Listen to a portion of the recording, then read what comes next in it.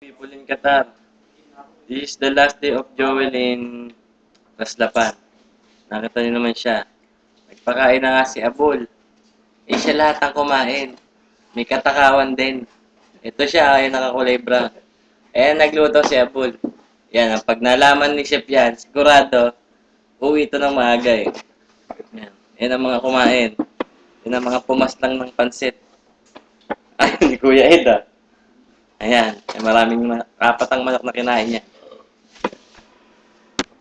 Ayan, si Bay. Nadaan sa tawa, naubos na yung pansit. Kasi, busog na, umalis na. Hindi na napakinggan niya. Lester, ayaw kumain niya pero may binalot na yan eh. Naka-safety na.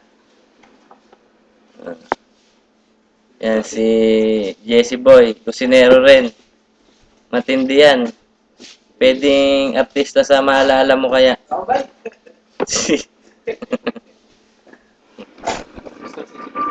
Wala eh.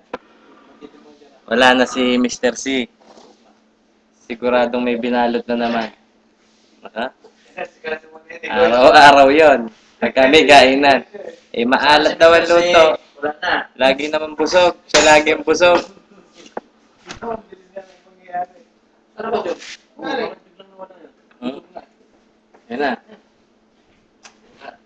Mr. C. Yan na si Mr. C.